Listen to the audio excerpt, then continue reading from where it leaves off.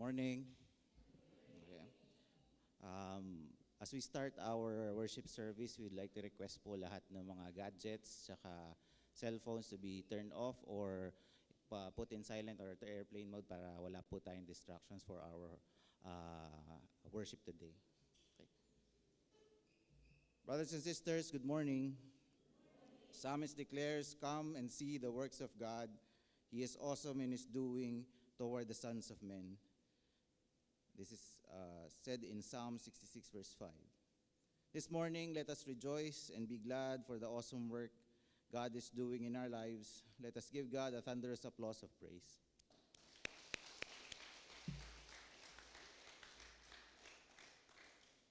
Brothers and sisters, let us be silent for a while and as we prepare our hearts for worship. In the quietness of the moment, let us come humbly before God's holy presence, leaving behind whatever things that occupy our minds. Let us focus our thoughts on the deep love of our Lord Jesus.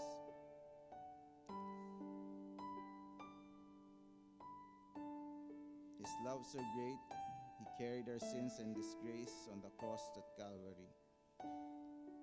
So magnificent is His grace and mercy that He gave the blessed hope of eternal life for those who believe and have faith in Him. For God so loved the world that He gave His only begotten Son, that whosoever believes in Him shall not perish but have eternal life. For those who believe and have faith in Him. Let us continually magnify and glorify Him in our lives, in our family, in our church, in our community. For our loving God deserves all our praise and gratitude. In this hour of worship, may we truly grasp the wonder of God's love and grace for us. May our lives be nourished by our Lord Jesus' wonderful words of life. And may we, before God, present our inner being worthy, acceptable, and pleasing in His sight as our spiritual act of worship.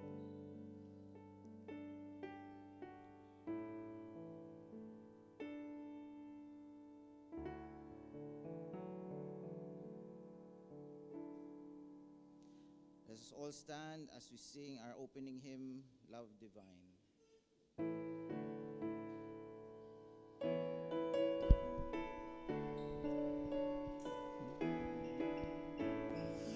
Love divine, all love's exceeding joy of heaven to earth to down, makes us as thy humble dwelling, all thy faithful mercies crown.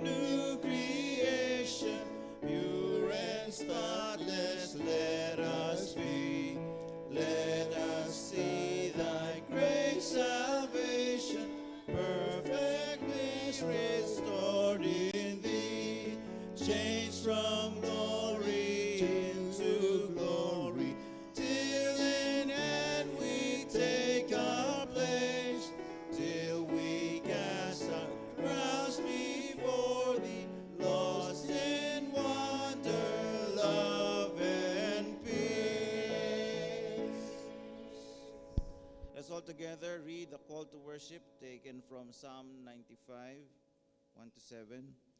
This will be read in unison. Come, let us sing for joy to the Lord. Let us shout aloud to the rock of our salvation. Let us honor him who is saving, and extol him with music and song. For your Lord is the great God, the great King above all gods. In his hand are depths of the earth, and the mountain peaks belong to him. Sea is his, for he made it, and his hands formed the dry land. Let us bow down in worship. Let us kneel before the Lord our Maker. For he is our God, and we are the people of his pasture, the flock under his care. As a hymn of response, let us sing, Come Thou Almighty King.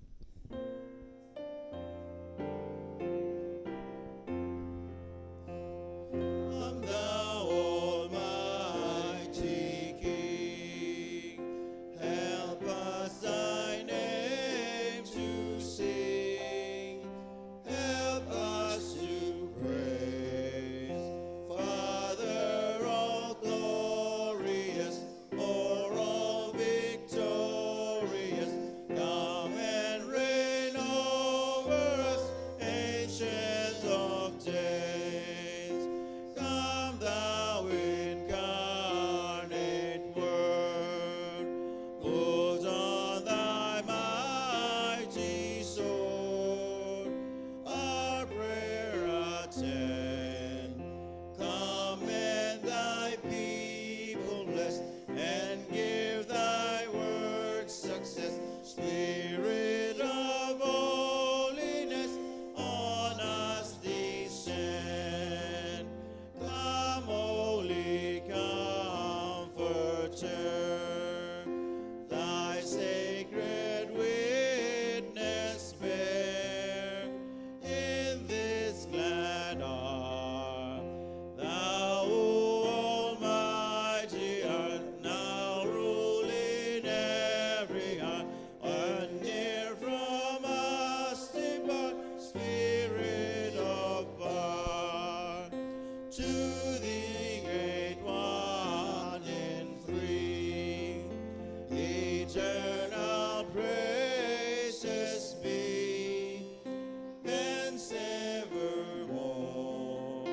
Thy sovereign majesty may we in glory see, and to eternity love and adore.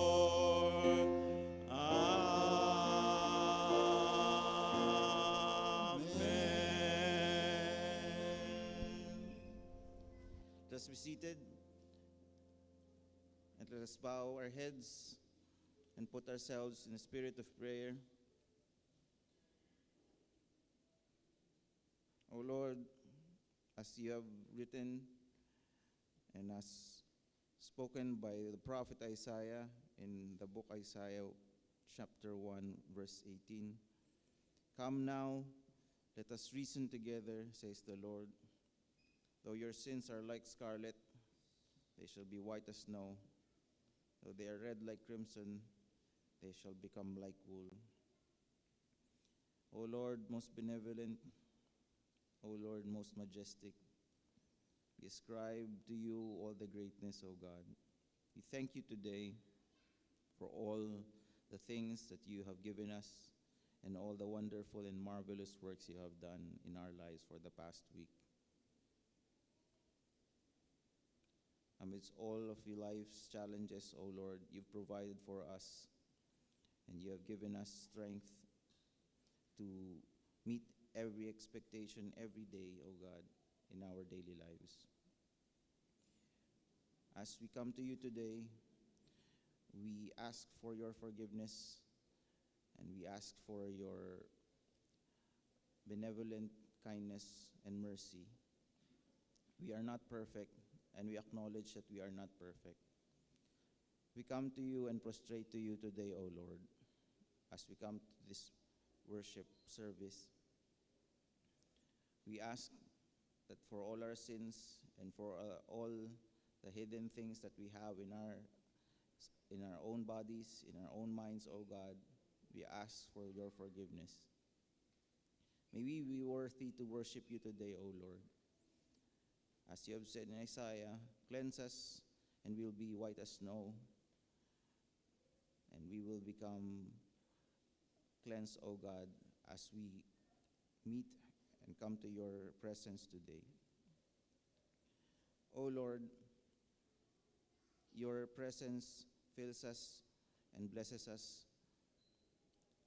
And as we come to you in this worship service, may you be praised, glorified, magnified, and all of these be a pleasing sacrifice to you. In Jesus' name we pray. Amen. As a hymn of response, let us sing Just As I Am.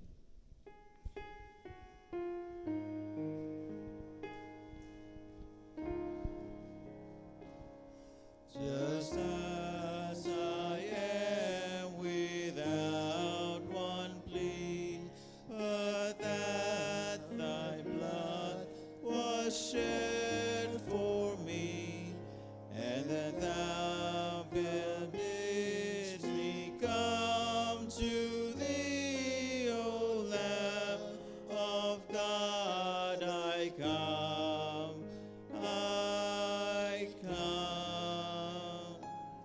Just as I am, and waiting not to rid my soul of one dark blood, to thee whose blood can cleanse each spot, O Lamb of God, I come, I come.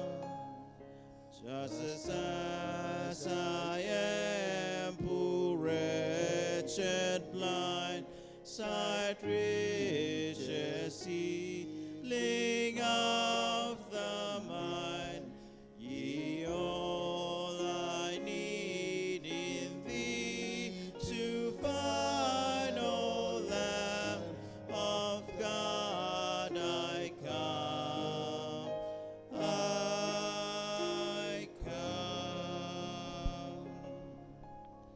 Let's all stand and with one voice in unison, let us profess the confession of our Christian faith as summarized in the Apostles' Creed. All together, I believe in God the Father Almighty, maker of heaven and earth, and in Jesus Christ, his only begotten Son, our Lord, who was conceived by the Holy Spirit, born of the Virgin Mary. He suffered under Pontius Pilate, was crucified, dead, and buried. He descended into hell. The third day he rose from the dead. He ascended into heaven and sits at the right hand of the Father Almighty. From then he shall come to judge the living and the dead. I believe in the Holy Spirit. I believe a holy universal church, the communion of saints, the forgiveness of sins, the resurrection of the body, and the life everlasting. Amen. Let us continue worshiping God through songs of praise and worship.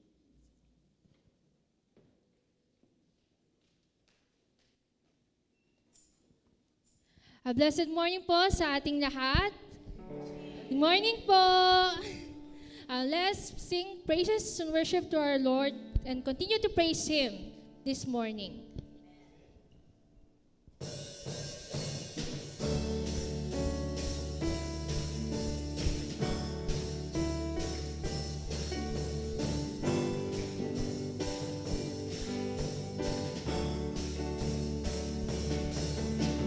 Praises rising, eyes are turning to you.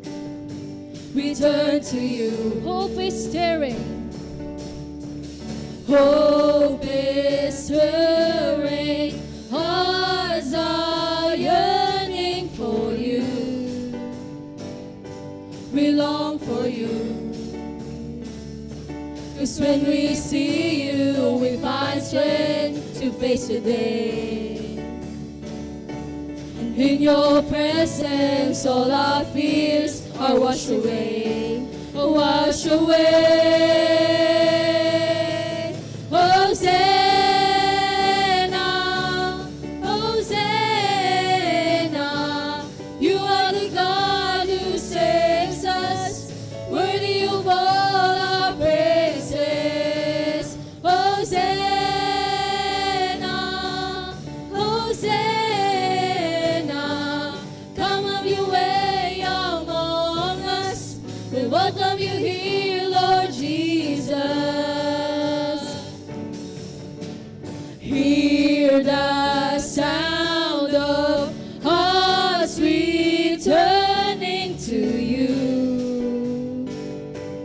turn to you. In your kingdom, broken lives are made new. You make us new. 'Cause when we see you, we find strength to face the day. In your presence, all our fears are washed away, are washed away. Hosanna, Hosanna, you are the God who saves us, worthy of all our praises. Hosanna, Hosanna, come have your way among us. We welcome you here, Lord Jesus. Hosanna, Hosanna, you are the God who saves us, worthy of all our praises. Hosanna, Hosanna, come have your way among us. We welcome you here, Lord Jesus. Come have your way among us. We welcome you here, Lord Jesus. Come have your way among us. We welcome you here, Lord Jesus.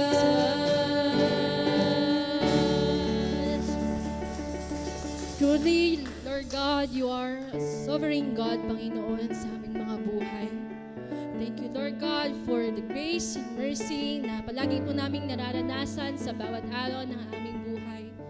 And Lord, we pray na we continue to trust in you and have faith in you, Panginoon, whether we are in the dark, at the dawn, in the calm, at the storm of our lives po.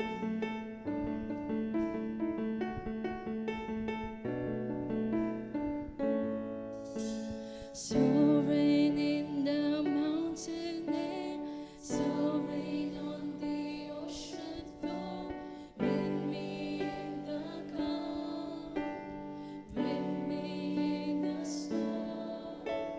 Sovereign in my greatest joy, sovereign in my deepest cry, with me in the dark, with me at the dawn. In your everlasting arms, all the pieces of my life, from beginning to the end, I will trust you. In your never failing love, you work everything for good. God, whatever comes my way, I will trust you. Sovereign in the mountain air, sovereign on the ocean floor, with me in the calm, with me in the storm. Sovereign in my greatest joy, sovereign in my deepest cry, with me in the dark, with me at the dawn. In your everlasting arms, all the pieces of my life, from beginning to the end, I will trust you. In your never failing love,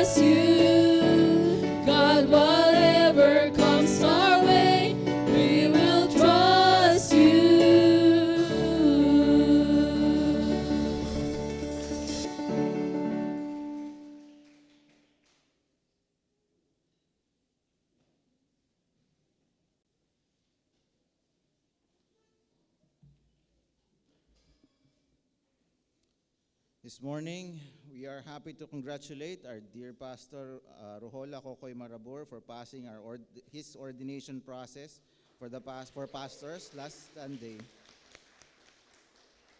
This morning, he will minister to us the Word of God and will officiate the Holy Communion. Let us give a clap of praise to God for our dear Pastor Kokoy.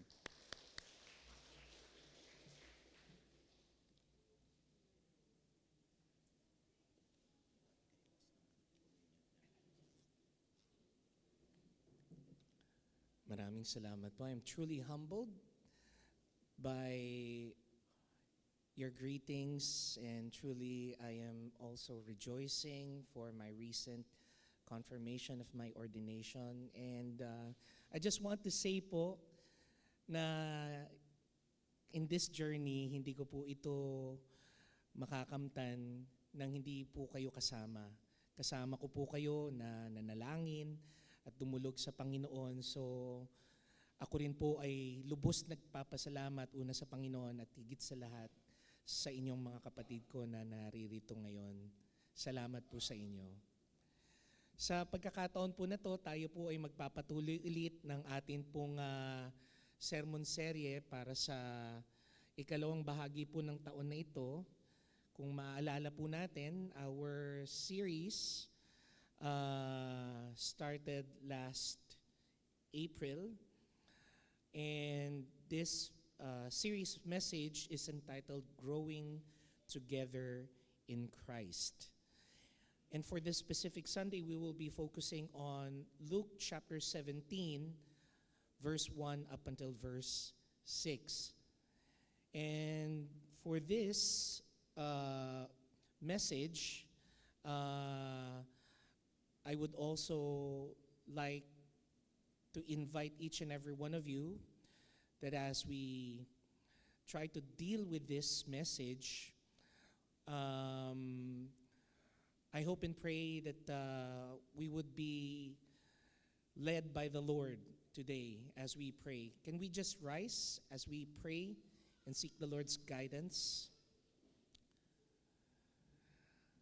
Heavenly Father, we thank you today that as we pray, dear Lord God, for your blessing and your guidance as we study your word, may you embody in us, dear Lord God, a community of faith and is continually growing in the faith to continue to adhere to your word today. Guide us with your Holy Spirit, we pray, so that as we try to learn from the truth of your word, it may embolden us, dear Lord God, to continue to show love to one another and to continue, dear Lord God, to live a life that is worthy to be emulated by others who have not yet known the hope that we have in Christ Jesus. All of this, Heavenly Father, we ask of you in prayer in Christ's name. Amen and amen. Please remain standing as we give honor to the word of the Lord. We will be reading our passage again from Luke chapter 17, verse 1 to 6. It says there, Jesus said to his disciples, "Things that cause people to stumble are bound to come, but woe to anyone through whom they come. It would be better for them to be thrown into the sea with a millstone tied around their neck than to cause one of these little ones to stumble. So watch yourselves. If your brother or sister sin against you, rebuke them. And if they repent, forgive them. Even if they sin against you 7 times in a day, and 7 times come back to you and saying, I repent, you must forgive them." The apostle said to the Lord, "Increase our faith." He replied, "If you have faith as small as a mustard seed, you can say to this mulberry tree, be uprooted and planted in the sea, and it will obey you." May the Lord bless the reading of His word. Mari na po kayong magsiupo.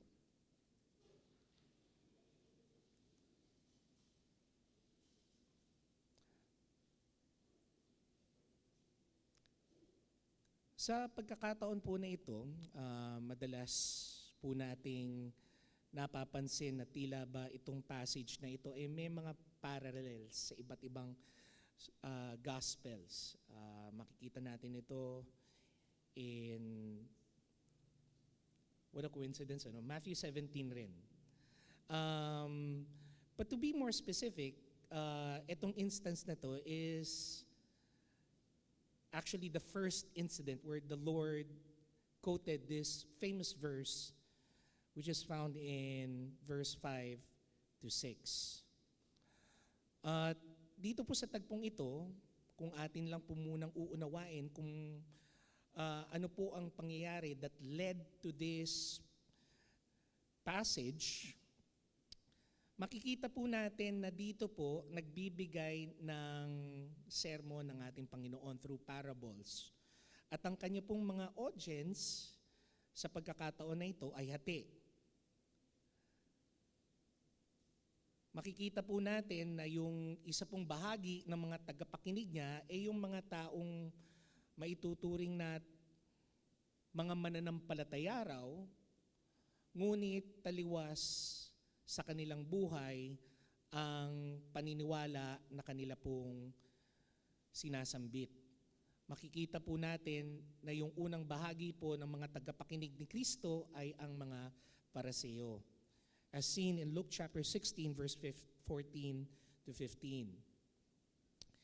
And here makikita po natin dito, he was delivering two types of parables. The first parable was, if I'm not mistaken, is the parable of the shrewd manager. And the second was the parable of Lazarus and the rich man. Ang pangalawa naman pong audience na nakikinig kay Kristo sa tagpong ito ay ang kanyang mga tagasunod. Nandito na po yung kanyang mga alagad, ang kanyang mga disipulo at iba pa pong mga taong nakikinig sa kanya ng mataimtim, as seen in Luke chapter 17 verse 1. So dito makikita po natin ang dalawang uri ng tao na nakinig kay Kristo sa kanyang mensahe. Parehong nagdedeklara ng kanilang pananampalataya, pero iisa lamang po ang tunay. Kaya nga po sa tagpong ito, atin pong sisiyasatin ang ating mga talatang kaninang nabanggit upang sa gayon maunawaan nga ba natin kung paano ba lalago ang ating sambahayan sa pananampalatayang tunay na inakda mismo ng ating Panginoong Jesus. Una, pansinin po natin yung halaga na kinakailangan raw po nating bayaran upang sa gayon ang bawat isa po sa ating mga mananampalataya sa iglesyang ito ay makatamo ng paglago. Makikita po natin ito in Luke chapter 17 verse 1 up until verse 2. At isa po sa mga bagay raw po na halaga na dapat raw po nating pakaunawaan kung nanaisin raw po talaga nating lumago bilang isang komunidad ng pananampalataya ay yung pagkaunawa po natin ng pagbibigkas o pagsasabi ng katotohanan sa mga kapatiran nating nagkakasala. At sa paanong paraan ito ipinagkaloob ng Panginoon sa atin? He was saying that we should do this immediately, hastily, na merong pagkakaunawa na kinakailangan po nating madaliin ang pagkokorek at pagre-rebuke natin at ang pagsabi natin ng katotohanan sa mga kapatiran nating nagkakamali. Pansinin po ninyo ang sinabi dito in Luke chapter 17 verse 1. In the first part, it says there, Jesus said to his disciples. So makikita po natin ito na ito pong response ni Jesus from his sermon is directed not to the Pharisees but to his disciples. Sa kanyang mga inner circle, sa kanyang mga alagad, at gayon rin sa mga taong sumama sa kanya at nakinig ng kanyang mensahe. So dito, basically, batay rin po sa pagkakaunawa natin, kagaya po na nabanggit ko kanina, katatapos lang na sabihin po at ikwento ng ating Panginoon yung parable of the rich man and Lazarus. So dito, makikita po natin yung pagpapahalaga ni Kristo na kung kinakailangan raw po nating sabihin ang katotohanan sa ating mga kapatiran na nagkakamali o nagkakasala, kinakailangan raw po natin itong sabihin ng may pagmamadali. Bakit kanyo? Kasi based dun sa konteksto nung parable of the rich man and Lazarus, naalala niyo po yung ending nung parable na yon, na kung saan yung rich man nagmakaawa kay Abraham. At sinabi kung pwede ba siyang humingi ng pagkakataon na magpatawag ng mga sinaunang propeta na yumauna na padala dun sa kanyang mga kaanak para sila ay manampalataya. Ano sabi nung ating nunong Abraham? Hindi na po pwede. Sapagkat kung sino man ang pumanaw na ay hindi na pwedeng makabalik pa sa mundong ito. So ito po ay patunay lamang, batay po doon sa sinabi ng ating Panginoon na kinakailangan po nating pahalagahan ang oras ng pagwawasto o pagtatama sa mga kapatiran nating nagkakamali. Hindi dapat tayo nagpapadili-dali. Hindi dapat natin kinikim-kim na lang. O hindi dapat natin ito pinagwawalang bahala. Kapag nakita ho natin kaagad na nagkamali ang isang kapatid natin sa pananampalataya, kinakailangan po nating i-address kaagad ito. We should address it promptly because we might not have been given, we might not be given by the Lord of another chance to rebuke or correct our brothers and sisters in Christ. Pwedeng tayo yung kunin na lamang bigla ng Panginoon o sila. Mas nakakatakot kung sila ang biglang kunin ng Panginoon. Wala na silang pagkakataong maiwasto kapag ganon. So kapag may nakita ka ng pagkakamali kagad, mga kapatid, anong kinakailangan gawin? Huwag nang ipagwalang bahala. Kaagad sabihin sa taong nagkamali ang kanyang pagkakamali. Show promptness in correcting your brothers and sisters in Christ. Second thing that we need to also do as we consider the cost of growing together in the faith is that as brothers and sisters in Christ, we need to proclaim the truth to our erring brothers sincerely, as seen in Luke chapter 17, verse 1. Dito makikita po natin yung katotohanang binanggit dito ng ating Panginoon. When He said to His disciples, things that cause people to stumble are bound to come. Sinabi dito ng Panginoon yung realidad ng bawat isa sa atin, kahit na tayo ay mananampalataya, inevitably, magkakasala, magkakamali, mahuhulog sa temptation. That is still the reality that each and every believer face today. As we continue to live in this world, as we continue to live with the flesh, we have the capacity to inevitably sin against God. At yun yung katotohanan ng nilahad dito ng ating Panginoon. That's why when He said the word stumble, klaradong-klarado yung binanggit dito ng Panginoon that He is pertaining about offense, about sin. If we look even further to the word stumble that was used in the Greek context that Jesus said here in this passage, ang kanyang ginamit na salita ay yung salitang scandalon. That's where we got the word scandalo, scandal. Pero kung titignan po natin yung context, kung paano natin nakuha yung salitang yon, at kung paano ito ginamit ng ating Panginoon, kailangan makuha natin yung original, napakahulugan nitong salitang ito. Yung skandalon po kasi, batay po sa sinaunang konteksto na ginamit po dito ng ating Panginoon, clearly He was using the term that was used by hunters as bend stick. Alam niyo po nung araw, medyo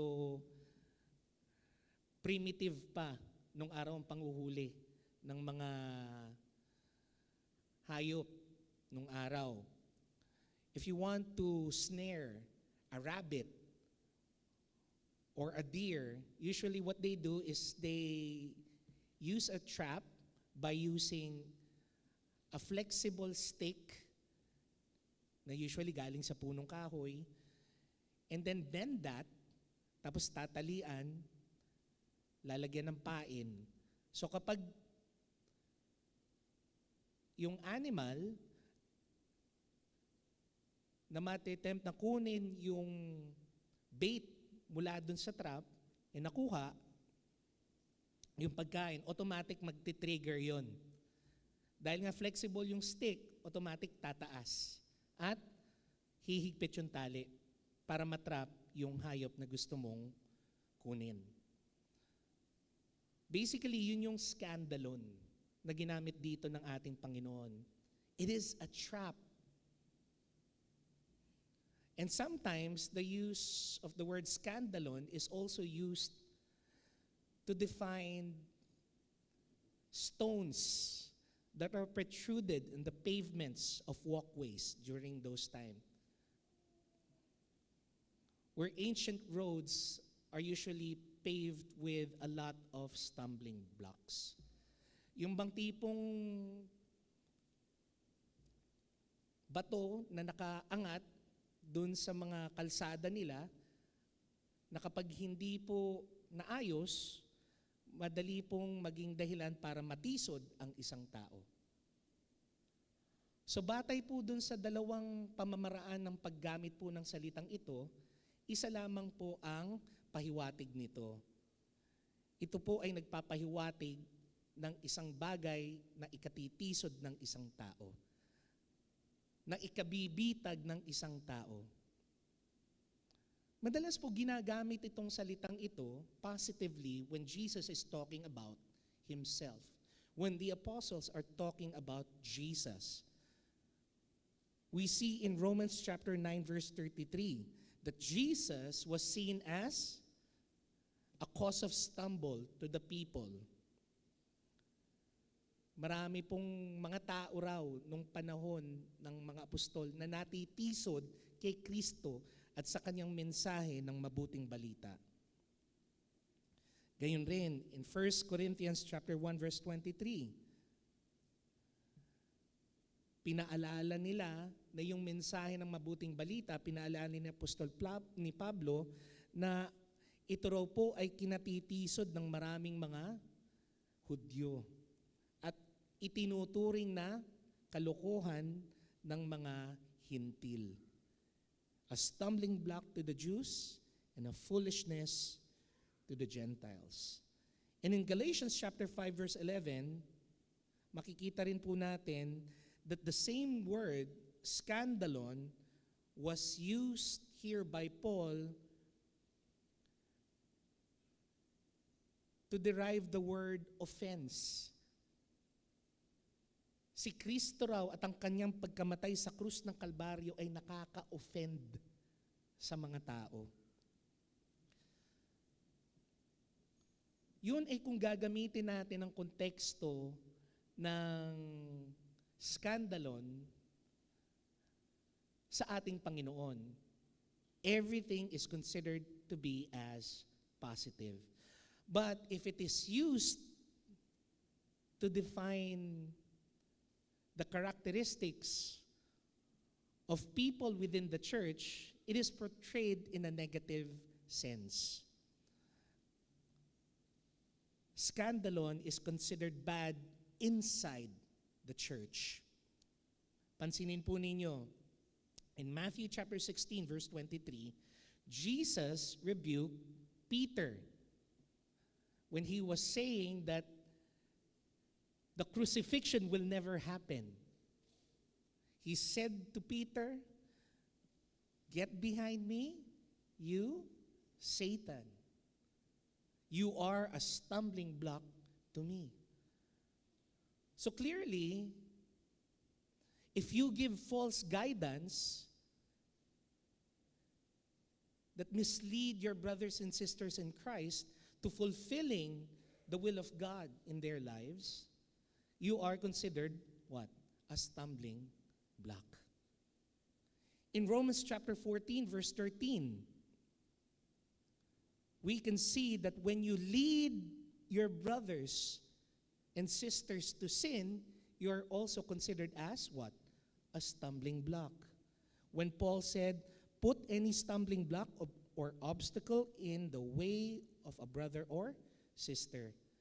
The context of this passage, if you practice your liberty, your freedom in Christ, yun yung tipong ikaw, bilang isang kapatid sa Panginoon, with all of your belief, recognize, for example, that you can have that liberty to drink alcohol, to consume alcoholic beverage. Pero meron kang isang kapatid, bago sa pananampalataya, nakakaano lang kaka-redeem lang ng Panginoon dun sa addiction niya sa alcoholism. Tapos papakita mo sa kanya, all because you want to practice your liberty in Christ Jesus, that you can drink. Nakakatisod ka, kapatid. Pag ganun. Ganun rin, in Romans chapter 16, verse 17,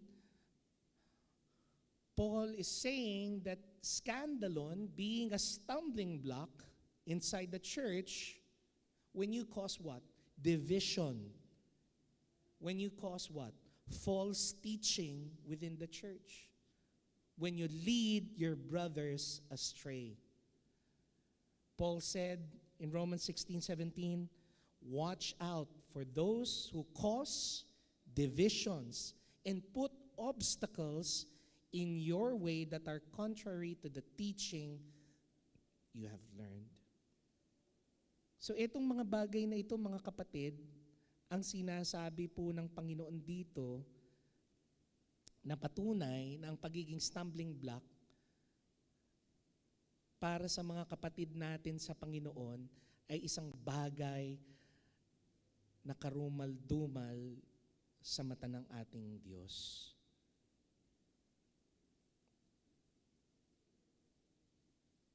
Hanggat maaari raw, wag nating hayaan na tayo ang maging sanhi ng pagkakatisod ng ating mga kapatid sa Panginoon. Kasi tayo'y mananagot. Alam nyo, mga kapatid, batay na rin po sa konteksto ng ating talata, dapat raw po nating ingatan ang pagkukorek rin natin sa Panginoon. Pagkukorek rin natin ng mga kapatid natin sa Panginoon. Kasi hindi natin alam ang magiging epekto kung ginagawa natin ito ng may maling dahilan at sa maling paraan. Yes, our idea of correcting people in Christ is for them to be restored back into the fold. Yun naman ang hangarin natin, makabalik sila sa Panginoon. Kaya natin pinoproclaim ang katotohanan ng mabuting balita ng Diyos sa kanila because our intention is for them to go back to the Lord, to be restored back in relationship to Christ. Other than that, if your intention in correcting other people is to shame them, to make them look bad, to put on a bad light to our brothers and sisters in Christ. We are not helping them to grow in the faith, but rather we are being stumbling blocks for their growth. So anong sagot po natin? How can we correct our erring brothers and sisters and not lead them to stumble? Well, the answer is found in 1 John chapter 2, verse 10. We are reminded by the apostle that anyone who loves their brothers and sisters lives in the light. And when you are living in the light, nothing in them make them stumble. So my brothers and sisters, if we truly love our brothers and sisters in Christ, we will not bring anything that could stumble their growth in their faith. And if so, what will happen to us? May paalala si Lord eh. That's where we go to our next point. That if we proclaim the truth in Christ to our erring brothers and sisters, we should do it what? Cautiously. Kailangan maingat tayo. Kasi may babala na binigay sa atin si Kristo. Ano po yung babala na binigay sa atin? But woe to anyone through whom they come. Ibig sabihin, itong mga kapatiran na nga nating ito, every day they face the reality that they can always fall into temptation. Pero woe to you, sabi dito ng ating Panginoon, if you would be the one who will cause of them to stumble. Woe to you if you will be the one who will cause them to be tempted. As found in different versions. So kung sa atin po manggagaling yung pinakadahilan kung bakit raw po matitisod ang ating mga kapatid sa kanilang pananampalataya, mga kapatid, alam niyo yung babalang binigay dito sa atin ni Lord? Ano to eh? Every time that the Lord says woe, He is giving a warning of condemnation, of damnation.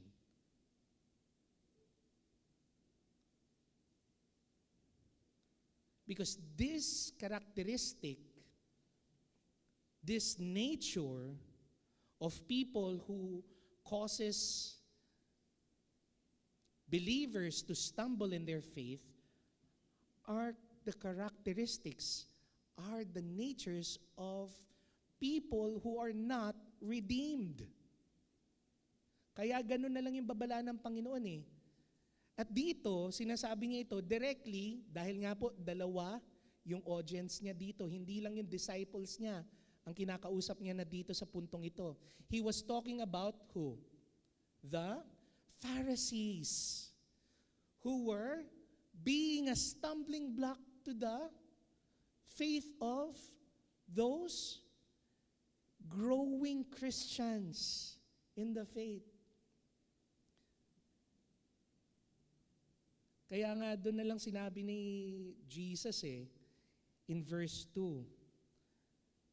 Ang context nung sinasabi niya that if you cause one of these little ones to stumble, he was not basically saying that there are kids within the audience. No.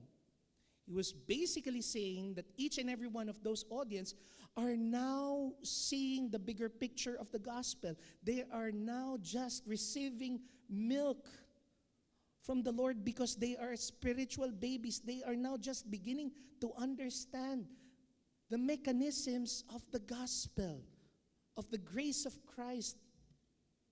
That's why they are considered the little ones. And woe to those of you who make them stumble.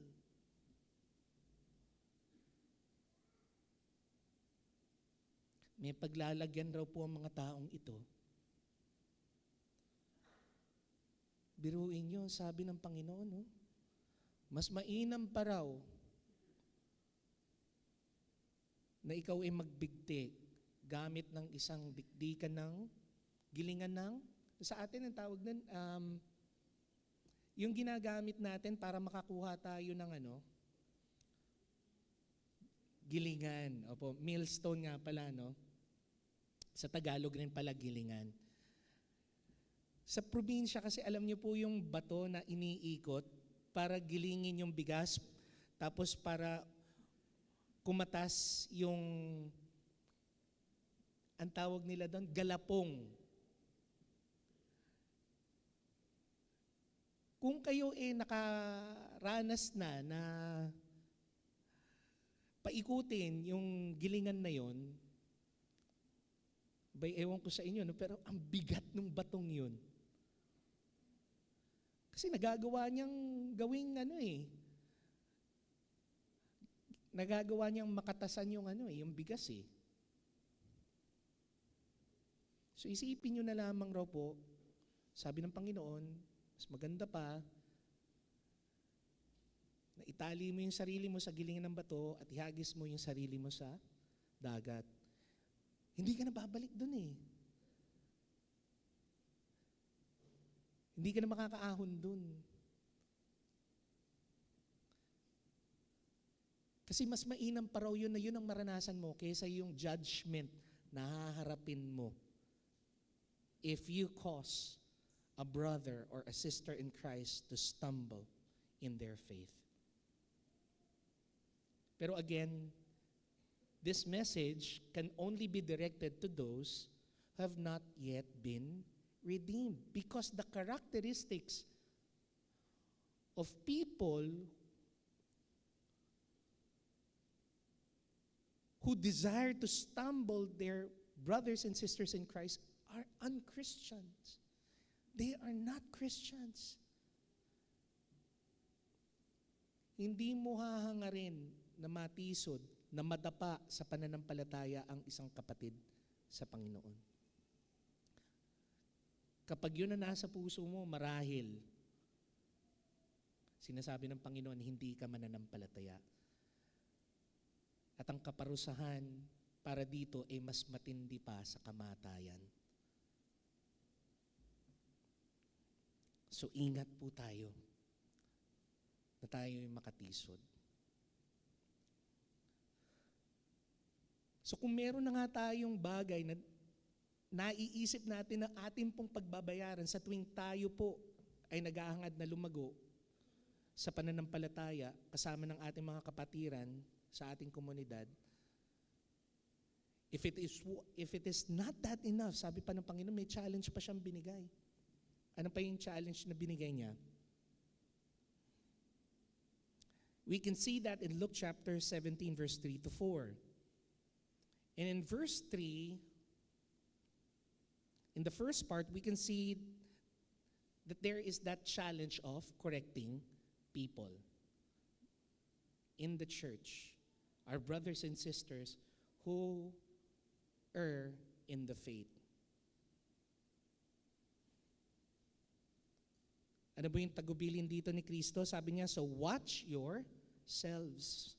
If your brother or sister sins against you, anong dapat raw pong gawin? Rebuke them. Huwag kang magkunwari na hindi nangyari yung bagay na yun, ha? Marami kasi sa atin, hindi tayo kasi confrontational eh. Ayaw natin yung nagkakaharap-harap. Mahiyain tayo, nasa nature natin mga Pilipino yung maging mahiyain. Hanggat maaari, di tayo magsasalita. Hanggat maaari, ayaw natin i-confront. Kasi ayaw nating lumaki ang gulo. Pero taliwas ito sa sinasabi ng ating Panginoon We need to rebuke. Naalala niyo ba yung sinabi ni Haring Solomon? It is better to give an open rebuke than to love secretly. Kasi doon mo talaga mapapatunayan na meron kang pagmamahal, may care ka doon sa iyong kapatid. Kasi may pakikay, alam mo, nagkakamali na nga yung tao Mananahimik ka lang. Magsasawalang kibo ka lang na para bang walang nangyari. Rebuke.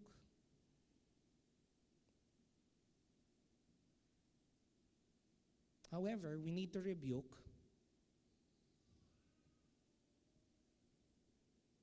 not harshly.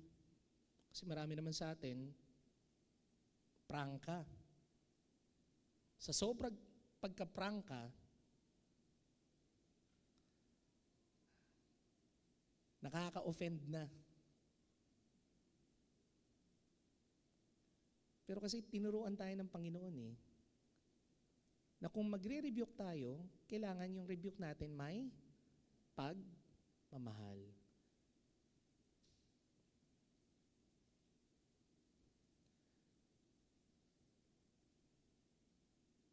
Kung kanina makikita natin na yung kalakip na katangian ng isang taong hindi mananampalataya, yung unredeemed, yung hindi Kristiyano, they cause people to stumble in their faith. However, as Christians, dito naman tayo kilala sa pagpapakita ng pagmamahal when we correct others. Kasi katangian natin yun nadala mismo ng bunga ng banal na Espiritu. Hindi mo maaalis yun. Pansinin po ninyo sa Galatians chapter 5 verse 22. Ang bunga raw ng Espiritu ay pag-ibig.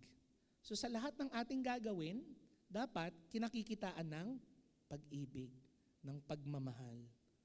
At kalakip ng pagmamahal na yun ay ang ito yung ika nga, ito yung pinaka emphasis of love.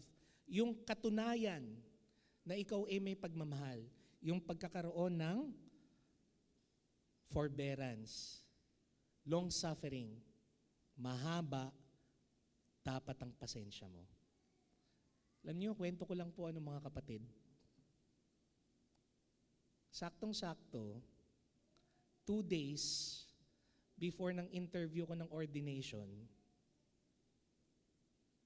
nag-away kami ng asawa ko. At alam ko naman sa loob-loob ko, with all my heart, na ako yung nagkasala. Hindi ko lang sinasabi to kasi naka-record. Pero totoo po. Kaso nga lang, tayong syempreng mga lalaki, pagod na tayong laging nagkakamali Kasi kahit na mag-sorry tayo, mali pa rin tayo So minsan, kumukuha ako ng buwelo. Sandali, tama ba yung sasabihin ko? Baka lumaki na naman yung away namin Kasi nataon pa, that the next day, kasama siya sa interview ko for the ordination. Kaya alam niyo mga kapatid,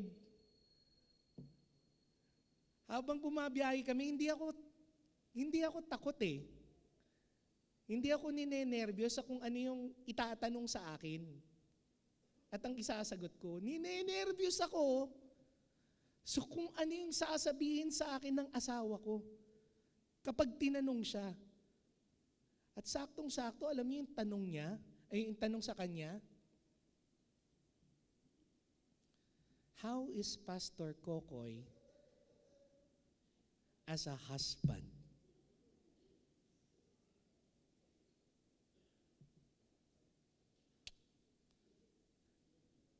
Pero alam niyo mga kapatid, hindi naman ako ganun sorry for the term, hindi naman ako ganun ka-stupid. Hindi ko na pinaabot nung araw ring yon. Akma na rin akong magso-sorry sa kanya, pero alam niyo, lo and behold, si Jamie ang unang lumapit sa akin. Siya pa ang unang humingi ng sorry. Wala akong nasabi nun, mga kapatid. Alam niyo, 5 years ago, 8 years ago, ay hindi ako aantay ng asawa ko na ako yung mag-sorry sa, talagang patiisan kami noon. Aantayin niya na ako yung unang mag-sorry. Pero first time kong nakita na yung asawa ko ang siyang unang gumawa ng move at nag-sorry sa akin. Sabi kong ganun, hiyang-hiya ako sa asawa ko. Kaya ganun na lang nung tinanong siya, bagamat may kaba pa rin sa puso ko, all she said were nice things about me. Never for once did I heard her say anything negative.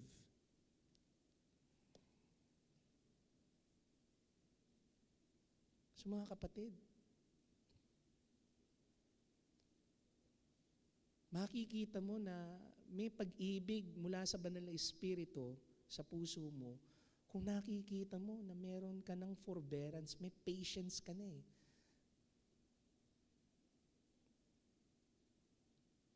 Especially when you correct your brothers and sisters in Christ. That's why Paul said in Ephesians chapter 4, verse 2, we need to bear one another in love. Dapat pag-ibig ang siyang nangunguna sa atin when we correct. And that is the challenge. Ang hirap mag-correct ha. Tapos papakita mo na mahal mo yung tao. Ang hirap, lalong-lalo na kapag inis na inis ka na. Pero sabi nga ni Paul, in verse 15 of Ephesians 4, speak the truth in love.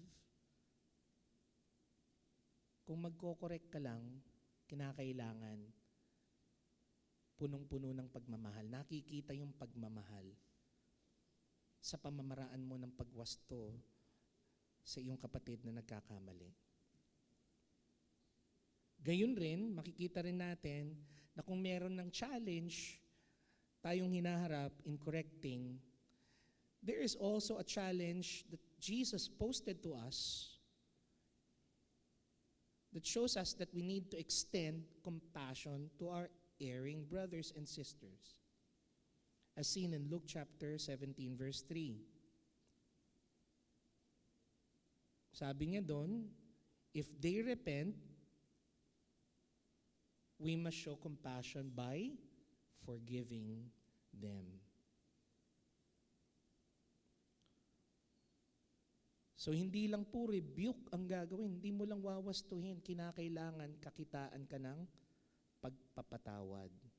Lalong-lalo na kahit na sa atin po, malalim ang ginawang pagkakasala sa atin, we must forgive them. Yan tanong, Pastor, kinorek ko naman ng may pagmamahal. Pinatawad ko naman. Pero ayaw naman niya mag-repent. Papatawarin ko pa rin ba siya? Karapat dapat pa rin ba siyang bigyan ng kapatawaran? Alam niyo mga kapatid, hindi naman sinabi ni Lord na kinakailangan patawarin mo siya kapag nagkabati na kayo. O kapag nagkasundo na kayo. We choose to forgive our brothers and sisters who wronged us because it is the will of God, regardless of whether they repented or whether they are also sorry towards the sin that they have. made to us. Doon papasok na lang ang Panginoon. Panginoon na lang ang bahala sa Kanya. Pero on our end, we should be able to forgive our erring brothers regardless of whether they repented or they are sorry to the sins that they have committed against us.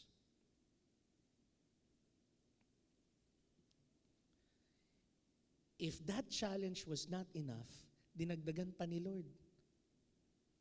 In verse 4, He's also challenging us to be what? Consistent. Kung consistent yung kapatid mong nagkakasala sa'yo, at consistent rin siyang humihingi ng tawad sa'yo, at nagre-repent, anong sabi ni Lord? You must forgive them. Regardless kung sa isang araw, 7 beses siyang nagkakasala sa'yo, at 7 beses rin siyang hihingi ng sorry sa'yo. Patawarin mo pa rin siya.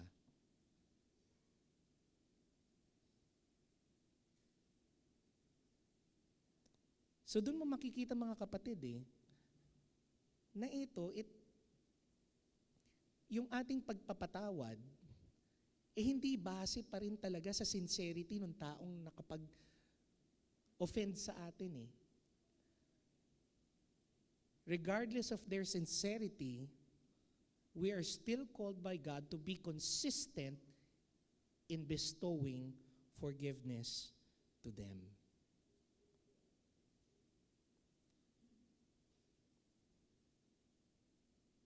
That is the case that God has given us. A challenge for us to be compassionate in boldly correcting our erring brothers and to be consistent in showing mercy and grace to them. Kasi alam niyo mga kapatid, in doing that, we reflect the graciousness of God who also have forgiven us countless of times. So who are we to not forgive if the Heavenly Father have continued to forgive our sins continually? So just like God, be consistent in showing mercy and grace to our brothers and sisters. And lastly, we should also understand that there is confidence.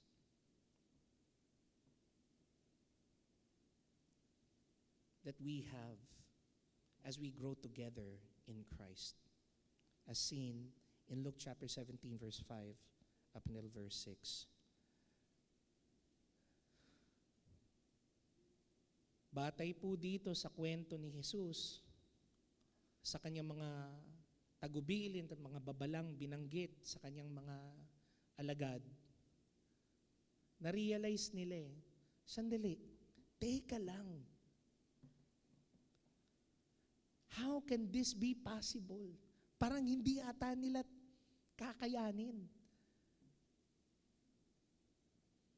That's why dito pumasok yung kahilingan nila sa Panginoon Ano yung hiniling nila? The apostles said to the Lord, increase our faith.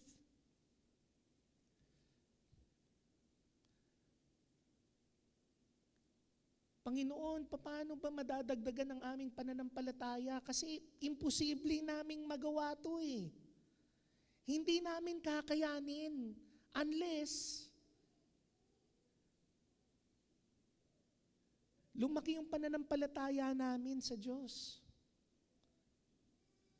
Ito, kitang-kita ka agad di ba? Yung puso ng mga alagad. Nakagaya natin. Hirap talagang makitungo sa tao. Tang masaklap, mas lalo na sa mga kapatiran natin sa Panginoon. Ramdam nila eh. Tapos kung ganito pa yung standard na binibigay ni Lord, hindi nila kakayanin. Kaya na-appreciate rin ng Panginoon itong kahilingan nila eh. That's why too, as Christians, God knows our limitations and how we deal with our brothers and sisters in Christ.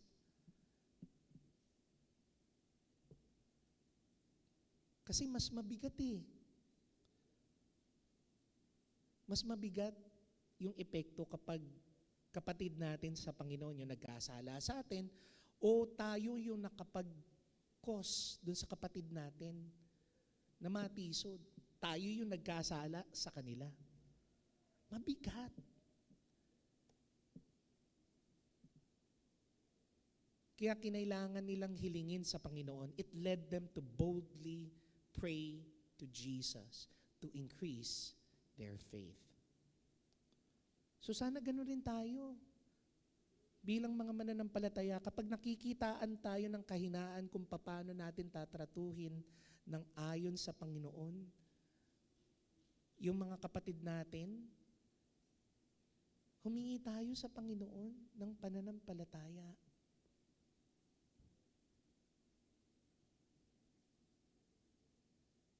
We need to be bold in our prayers, just like what the apostles did. However, contrary to the prayer that the apostles said to our Lord Jesus,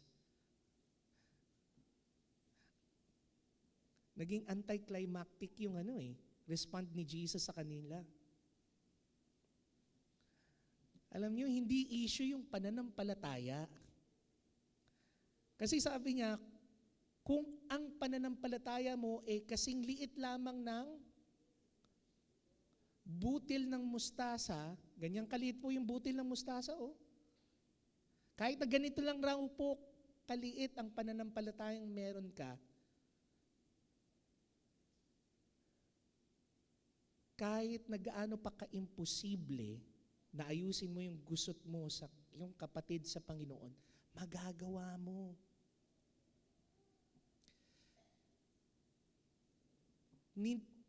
Dito, kinurek ng Panginoon yung perception ng mga apostles. Rather on focusing on yourself,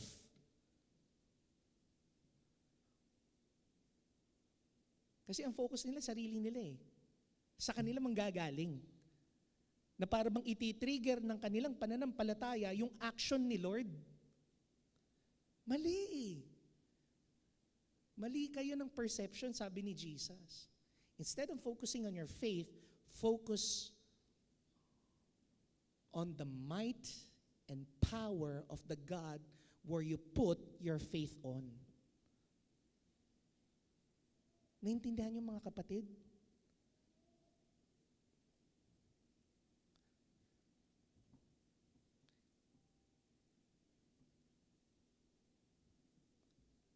Dapat ang focus natin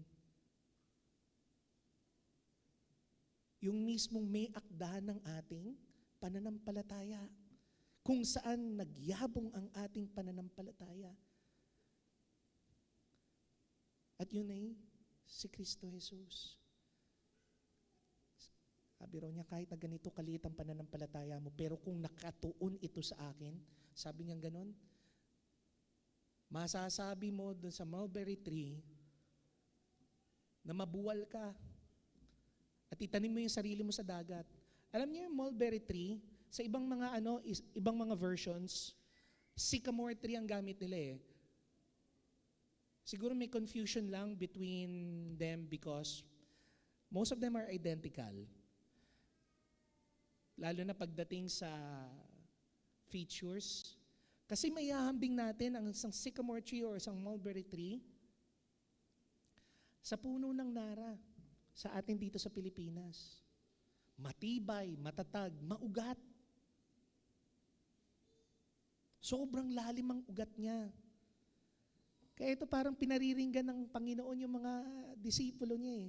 Sinasabi niya ganun, kahit na gaano kalalim ang hidwaan nyo, ang lalim ng galit mo sa kapatid mo na hindi mo mapatawad,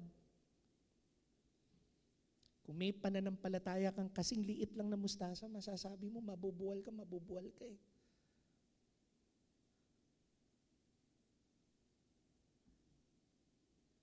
Magagawa mong magpatawad. Yun yung kumpiyansa natin para magtiwala tayo.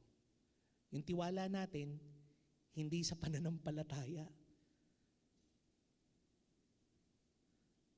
Kasi yun lang yung daan na gagamitin ng Diyos para matanggap natin yung ating mga pinapanalangin. Pero ang tunay na siyang dapat nating pagtuunan ng pansin ay yung grasya na binibigay ng Diyos. Faith, however small it is, can be used by God. So makikita pa rin natin, hindi pa rin tayo mga kapatid. Everything that we have is an act of grace by God. Kaya yun ang hope natin mga kapatid That is the confidence that we have, that we can hope, regardless of how small our faith is, we can do God's will in order for us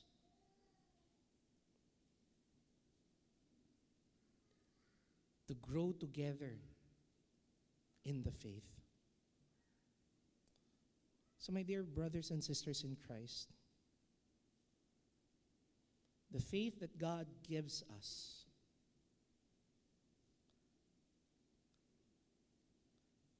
is a faith that even though as small as a mustard seed will indeed grow for us to continue living in the community of faith. So my brothers and sisters in Christ, I pray that we continue to show the grace of God towards our brothers and sisters in Christ, so that each and every one of us can grow together in the faith.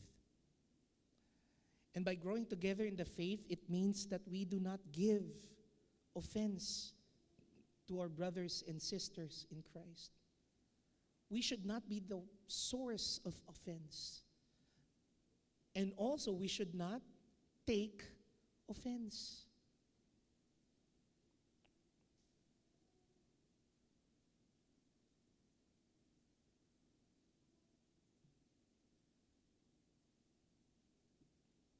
For us to grow together in the faith,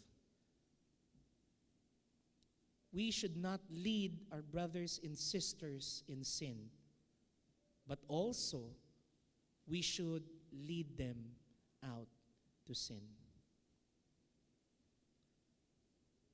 My brothers and sisters in Christ, we are called to be gracious by the Lord. We should be bearers of His grace to others.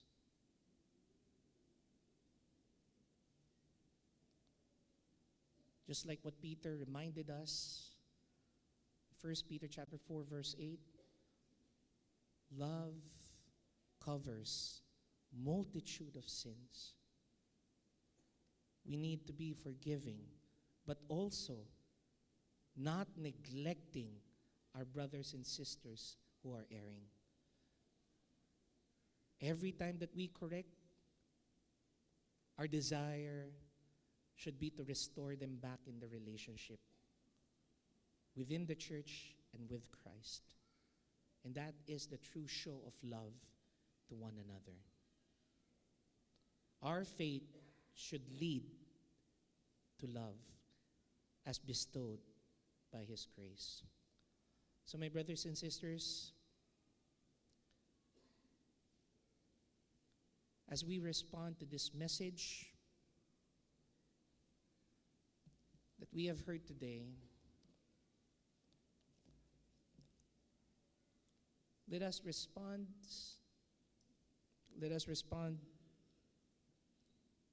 as we celebrate the Lord's Supper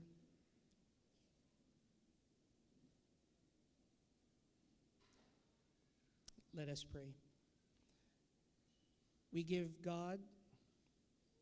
thanks to you, God, for God the Father, that our Savior Jesus Christ, before he suffered, gave us this memorial of his sacrifice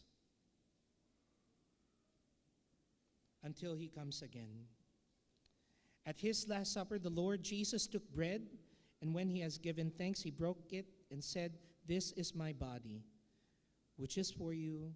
Do this in remembrance of me."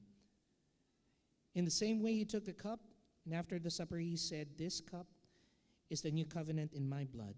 Do this in remembrance of me." For whenever we eat this bread and drink this cup, we proclaim the Lord's death until he comes. Therefore, we proclaim our faith as signed and sealed in this sacrament.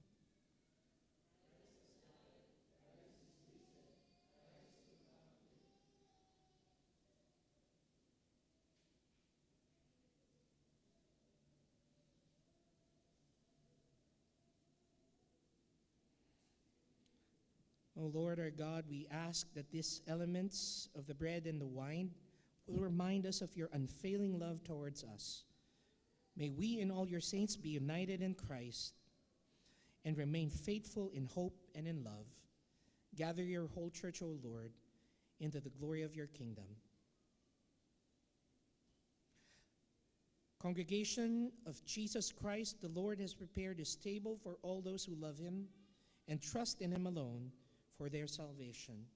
All who are truly sorry of their sins, who sincerely believe in the Lord Jesus as their Savior, and who desire to live in obedience to him as Lord, are now invited to come with gladness to the table of the Lord.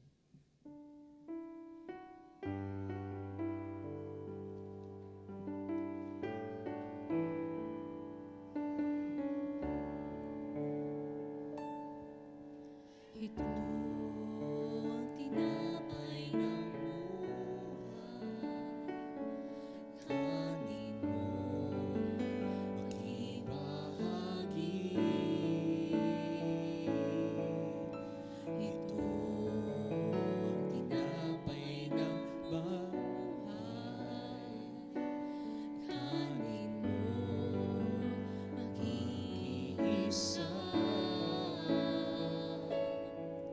Iyang katawang ipinayubay upang ikaw ay mabuhay. Iyang katawang naghirap upang iyong kamtan ang buhay na walang hanggan.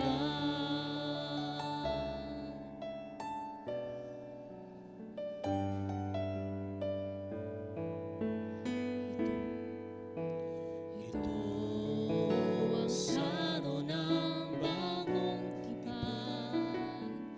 Inumin mo, makibahagi. Ito ang saro ng bagong tipan. Inumin mo, makiisa. Yan ang dugong dumanap upang ikaw ay luminis. Yan ang dugo ni Kristo na para sa iyo noon sa Kalbaryo ay tumigis.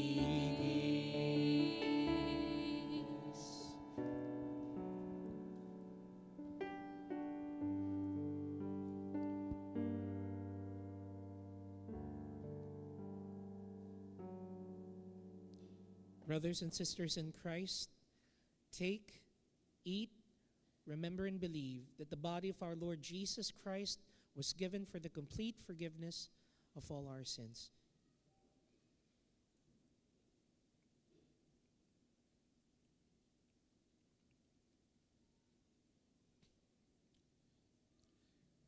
Brothers and sisters in Christ, take, eat, remember, and believe that the blood of our Lord Jesus Christ was given for the complete forgiveness of our sins.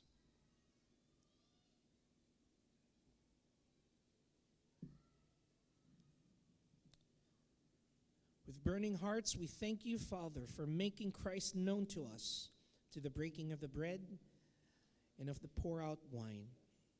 Now may this meal enable us to increase in faith, persevere in hope, and grow up in love.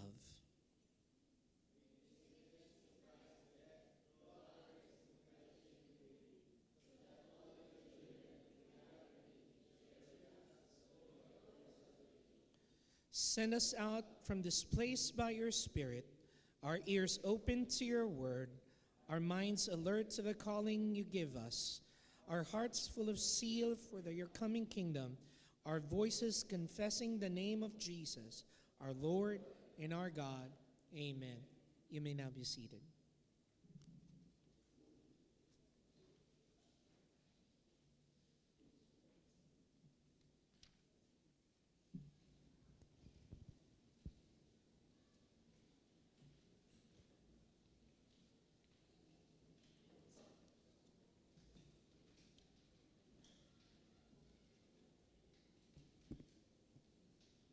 Brothers and sisters, let us now gratefully respond to our loving God's faithfulness by honoring Him and acknowledging Him with His provisions He faithfully gave us.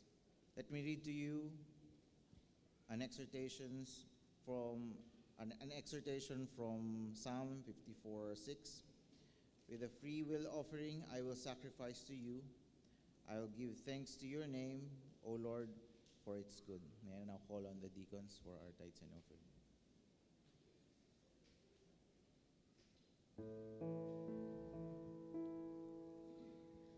Salamat sa iyo,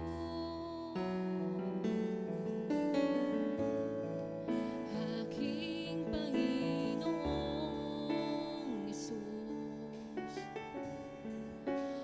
Ako'y inibig mo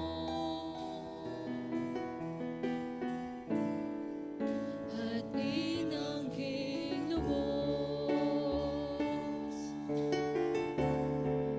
Ang tanging alay ko sa iyo, aking Ama, ay buong buhay ko, puso at kaluluwa. Di na makaya ng mapagkaloob, mamahaling hiyas, ni gintong niluko ang aking dalangin. O Diyos, ay tanggapin ang tanging alay ko, nawa'y gamitin. Ito lamang, Ama, wala nang iba pang akong hinihiling.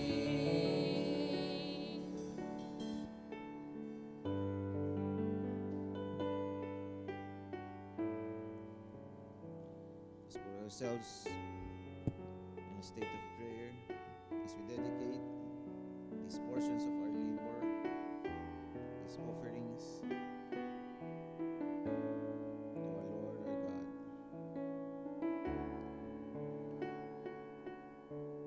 O Lord most gracious, to whom everything ascribes,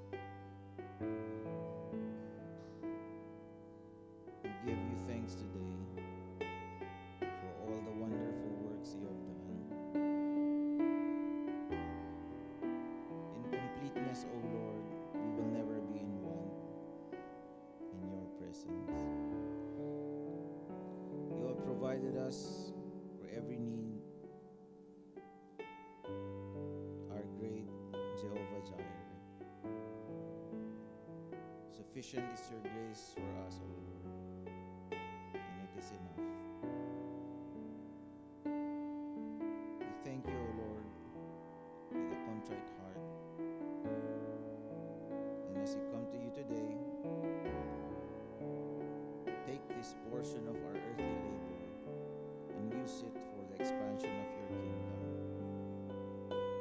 May you be held high, may you be praised, and may your glory be greater than it is. Keep us holy, O Lord, and make us worthy of you, today, tomorrow, and forever. May you be ultimately praised, glorified, honored, and exalted. All this we ask in the name of your Son, Jesus Christ. Amen. Let's all stand for our doxology.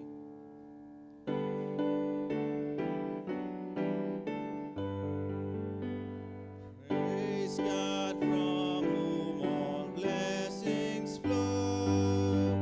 Praise Him, all creatures here below. Praise Him above, ye heavenly hosts. Praise Father, Son, and Holy Ghost. Amen. Let's all be seated.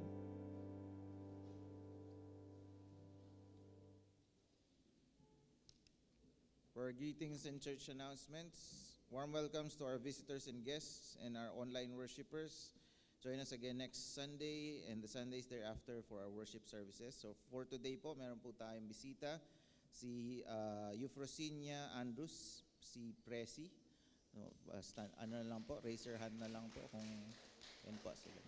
Taga San Jose po siya, Guadanoville, nasa may Caloocan City. No? Okay po. So, thank you po sa pagdalo sa amin. So, we hope na sa mga next naming mga Sundays, makasama pa rin po namin kayo. So, sa Guadanoville po siya. So, we'll be moving on po. If there's wala na pong mga guests, we'll be moving on to our birthday celebrators. Isa lang po ang ating birthday celebrator, si CJ, si Christian Joseph Libe. May 7 po. CJ, kung nasaan ka man, happy birthday. So we don't have wedding celebrators for the week of May 7 to May 4 to May 10. Okay, so for our church announcements, after po ng church service, so manatili po tayo since we will be having our disaster prevention and emergency readiness refresher. Ang title po nito is Strengthening Faith Through Preparedness. So matututo po tayo regarding ano ba yung mga kailangan nating malaman pag may mga disasters, no? Ano yung mga emergency procedures natin dito sa church pag nagkaroon man, kung magkaroon man, hopefully wala, pero just in case, we'll become ready. So after church po ito, no? So we'll be having at the end of May po, at matagal na po natin ito ina-announce. So May 31 po, daily vacation Bible School. Ngayon po, isang araw lang siya. 1 day VBS lang po siya. So 8 to 3 po. So yung mga children po natin, pinagpapaalam po namin na dumaten po and rin po sila, kung maka-invite din po sila ng other children. Kindly coordinate lang po kay Deacon Michelle tsaka kay Teacher Jessie for this event po. No? May registration ata po ito. So ang title po nito ay Journey. No? So, discovery of God's miracles along the way. So, parang meron silang dito, kung alam niyo po yung mga Mind Museum, alam niyo po yung mga Museo Pambata, may mga parang path po sila, tapos kada sections po, meron po silang matututunan. So, we hope po na mabigay niyo po yung full support niyo dito sa Vacation Bible School natin this coming May 31. And with that, we ask po ng mga VBS volunteers as teachers or part of committee po, so yung mga tutulong po during the event, please coordinate po kay Teacher Jessie Robonal. Si Teacher Jessie, andito ba siya? Nasa likod ata, nagtuturo. So we'll be having, again po as panawagan po sa mga church members, no, kasama po ang prayer sa calling po natin as Christians. So, and at dito po tayo lumalakas kung meron tayo in unison to pray so we encourage you to join our weekly na prayer meetings. So dito po siya sa church, usually po sa Sunday school every 9 o'clock po ng Wednesday. So we also open the floor po kung gusto niyo po din mag-host ng ating prayer meetings or gusto niyo pong magkaroon ng visitation at magkaroon po ng prayer na service po sa inyong mga bahay, just coordinate lang po sa ating mga prayer warriors saka kay Deacon Lea po regarding that. No? Meron po tayong, again po, so hindi lang po prayer ang ano natin, ang responsibilidad po natin as Christians, responsibilidad din po natin na palawakin po ang kingdom ni Lord dito through sharing yung gospel. And pwede nang tumulong po sa atin ito is yung CCCN na Bundle of 7, yung tracts po natin. Nasa likod lang po, kuha lang po kayo doon, no, doon sa may evangelism. Kung nakikita nyo po yung malaking tao doon na naka-orange, si Elder Jacob. Nasa likod po ng ulo niya yung Bundle of 7. Ayan po. Kuha lang po kayo dyan. So, libre po yan. So, you can use yung tracts po natin. Madali lang po ma-explain yung how to evangelize through the good news. No? So, yan po yung Bundle of 7. So, 7 po yung nasa pack. Kung naubos po, kuha lang po kayo ulit. And also, we'll be having on May 9 sa Friday na po ito, we'll be asking po yung volunteers, no, in sharing the gospel. So, pwede rin po gamitin yung Bundle of 7 during the medical mission. So, kindly coordinate lang po kung usually pinopen to sa mga KRs. No? Kung may mga libre po kayo ng Friday, yung mga working na po natin or sino man po na members, pwede po tayong mag-join sa medical mission. No? Just coordinate lang po kay Deacon Josie. No? So May 9, 8 to 2 p.m. po yung medical mission natin. Dito po siya sa main worship hall. Dental and medical check-up po yung ino-offer na medical mission na ito. Services available po pag 1 to 4 years old. Fluoride po sa mga 5 years old above, no? Hindi na po kayo kailangan ng fluoride. Yung 1 to 4 years old lang po ang ino-offer ito. 5 to 8 years old naman po, pit and fissure sealant, so yung papasta. And yung appendix assessment, no? Silver diamine fluoride filling pasta extraction. So ensure nyo lang po na wala po kayong high blood pagdating po ng Friday. So, kumain na po kayo ng tama ng Thursday kasi baka hindi po kayo pagbigyan na ma-tooth extraction ng Friday kung may kailangan po kayo. So, be prepared po. Sa Saturday na po ito, no, we'll be having elders training, no, at Palmeras Springs Christian Church on May 10, 9 a.m. po. So, si Pastor Roy pa rin ba dito? No? So, si Pastor Roy will be continuing po yung sessions po ng mga second session niya on what it takes to be an elder, ano po yung responsibilities and yung lahat ng mga kaakibat na responsibilities ng pagiging elder. So in case po regarding po sa transportation tsaka other details, kindly coordinate na lang po kay Elder Bong. Yung naka-white po dun sa may gilid sa ilalim ng aircon sa kaliwa. So we'll be having consistory meeting po, move po siya. Usual consistory meetings is second Sunday but per chairman's update po. Sa May 18 na po tayo, so third Sunday na po yung ating consistory meeting, no, 1 p.m. So same pa rin po yung format, after lunch, diretso na po ng consistory meeting. So if there are no more announcements, I'll be calling po si Pastor Kokoy for our closing prayer and benediction.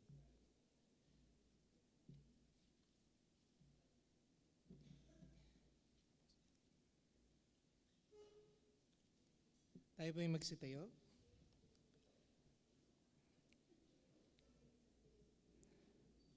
Tayo po yung manalangin.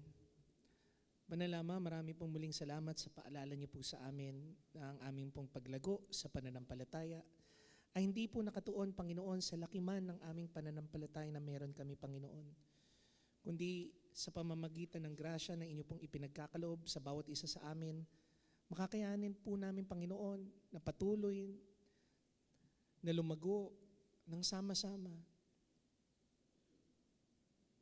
Una, Panginoon, dahil pinangaral ninyo sa amin na kinakailangan hindi kami, Panginoon, ang maging dahilan para kami po ay makatisod sa aming kapwa mananampalataya.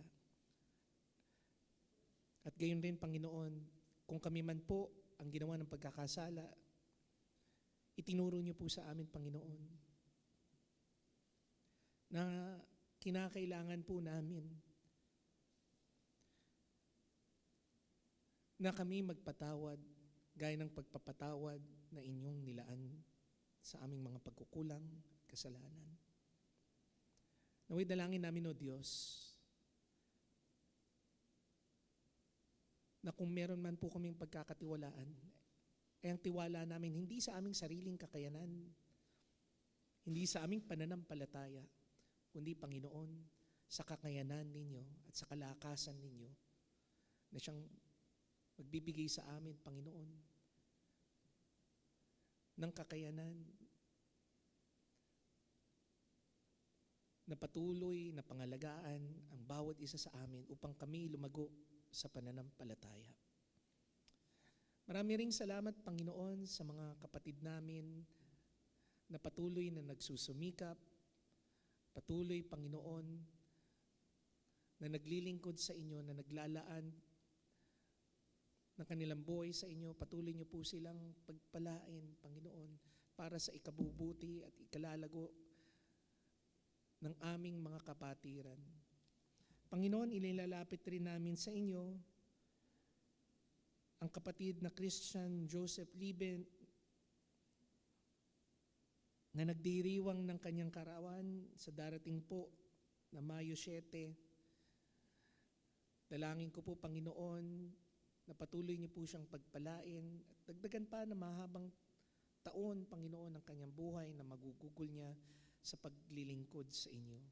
Gayun rin, Panginoon, itinataas rin namin si kapatid na Rick de Guzman na sa darating po na Mayo 9, siya po ay aalis upang bumalik ulit, Panginoon, sa kanyang trabaho sa abroad. We pray, Heavenly Father, na kayo po ang siyang mag-ingat sa kanya. Ilayo niyo po siya sa anumang kapahamakan, sakuna, aksidente o kalamidad. Naway makarating po siya ng matiwasay sa kanya pong bansang pagtatrabahuan. Panginoon, itinataas rin po namin ang mga gawain ng inyong iglesia, Panginoon, sa mga nalalapit na linggo na parating. Patuloy kaming umaasa sa inyong gabay, Panginoon, at sa inyong pagpapala sa mga programang aming pong pagdadausan, Panginoon, ng aming lakas at kakayanan. Panginoon, itinataas po namin ang nalalapit po na programa ng iglesyang ito, Strengthening Faith through Preparedness, in Disaster Prevention, Emergency Readiness Refresher, na gagawin po sa Mayo 4. Gayon rin po ang one-day VBS po na mangyayari sa Mayo 31. Dalangin rin po namin na kayo rin po ang magpala sa mga kabataan, sa mga lingkod na inyo pong gagamitin para mapaalala po sa mga batang ito ang Ebanghelyo at ang hindi nagmamaliw na pag-ibig ni Kristo para sa kanila. Gayon rin, itinataas rin po namin, O Diyos, ang mga volunteer na mga teacher na magkukumit, Panginoon, sa gawaing ito. Kayo po ang siyang kumatok sa kanilang mga puso, Panginoon. Patuloy na gabayan sila para maisagawa po nila ito ng may kaayusan. Gayon rin, pinapanalangin rin namin ang mga kapatirang Dalahok sa darating po na prayer meeting. Kayo rin po magpala sa kanila at patuloy, Panginoon, na makapagkaloob, Panginoon, ng kanilang paglilingkod na pananalangin para po sa mga kapatiran namin dito sa CCCN. Gayon rin, pagpalain nyo rin po ang programang Bundle of 7 na pinapangunahan po ng evangelism ministry ng CCCN. Kayo rin po magpala sa kanila, magbigay, Panginoon, ng lubos na kakayanan para maibahagi ang ebanghelyo sa mga taong hindi pa nakakakilala kay Kristo. At gayon rin, Panginoon, ang nalalapit rin pong medical mission in partner po with the local public health unit. Dalangin po namin, Panginoon, sa darating mo na Mayo 9, maging successful po ito na hindi lamang rin po nila mapagkalooban ng pisikal na pangangalaga ang mga taong pupunta po para makatanggap ng medical care, Panginoon, sa church na ito, bagkus makilala rin nila ang tunay na manggagamot na siyang hindi lang po nagpapagaling ng katawan, kundi ng kaluluwa. Sa nalalapit rin pong elders training na mangyayari po sa Mayo GIS, kayo rin po ang siyang manguna. Sa mga tagapagsalita, Panginoon, at kayo rin sa mga dadalong mga elders na matutunan po nawa nila ang mga bagay na alinsunod po sa kalooban ninyo sa pag-practice po nila ng kanila pong gifts as elders of the church. All of this, Heavenly Father, we ask of you. In Christ's name we pray. Amen and amen. Brothers and sisters in Christ, the Lord bless you and keep you. The Lord make his face shine upon you and be gracious unto you. The Lord lift up his countenance upon you and give you his everlasting peace.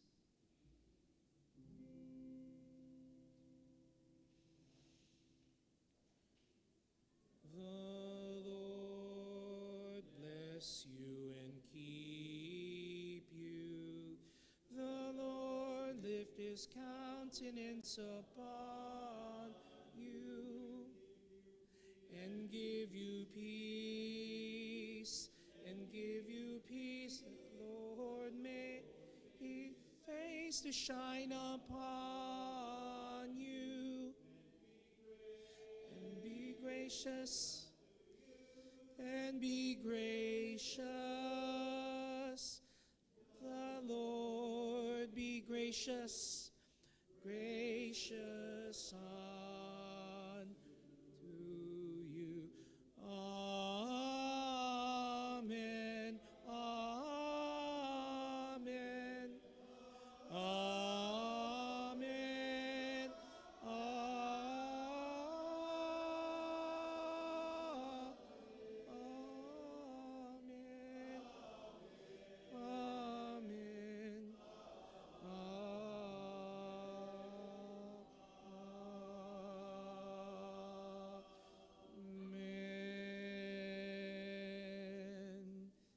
God bless you all and have a blessed Sunday, everybody.